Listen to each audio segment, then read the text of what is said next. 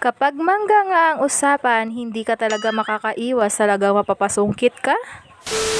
Nandito nga yung kuya namin, grabe guys, nakita niya yung mangga, kaya ayan, sinungkit niya. Ang kaso, sobrang taas, hindi abot ng panungkit, kaya ayan, nagpakuha siya ng bangko para patungan niya. Minsan nga lang sila umuwi dito sa amin, kaya kapag umuwi sila, kapag may nakita silang mga prutas dito, nako, hindi talaga yan palalampasin. Kasi doon sa kanila, kapag hindi pa daw sila bibili, hindi sila makakain. Pero syempre, kapag gusto mo talagang kainin, kahit wala ka pang tanim, bibili talaga. Syempre, kapag may libre, edi doon tayo sa libre.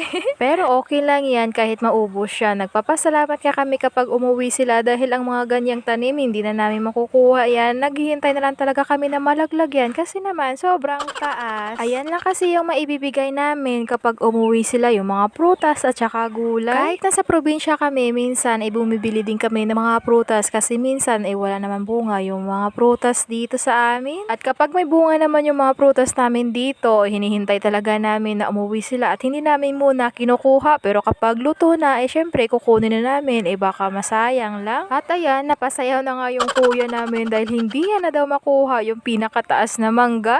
Pinadugtungan na nga niya para mas mahaba yung panungkit niya. Grabe guys, ako nga yung inutusan niya na umakyat dyan. Ang sabi ko nga sa kanya, marunong ako umakyat, hindi naman ako marunong bumaba.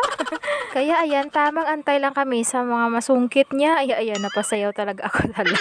Ano ba yan? Nahiya nga ako sa mga pinagkagawa ko dyan, kaya pala tawang-tawa yung pamangkin ko kasi dala daw ako sa pagbibidyo niya. Pero aminin nyo, sobrang saya kapag umuwi yung mga kapatid natin, di ba? Yung mga kuya natin, lalo pa kapag may dala. Huy!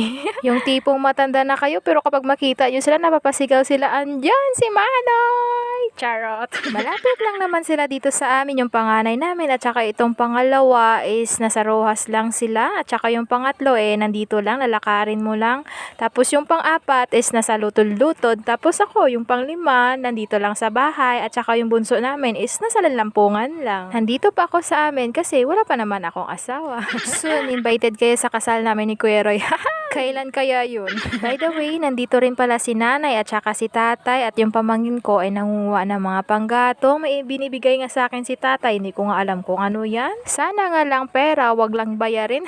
At ito nga guys, tapos na yung kapatid ko sa pangunguha ng mangga at pinuntahan ko na nga, at ito nga pala lahat yung mga nakuha niya. Madami-dami din naman pala yung nakuha niya, kaya ayan, madami din yung mauuwi niya. Nako, kapag kami lang, hihintayin na lang namin yan malaglag at saka namin yan kukunin. Hindi ko naman kasi abot kapag sinungkit ko, kaya eto guys, tumulong na pala yung kuya namin sa pagtanggal ng mga kahoy dito na panggatong. Natabakan nga pala yan ng mga likot-likot or yung mga balagon kung tawagin sa amin. O diba, kahit saan lang may mga kahoy kang makukuha.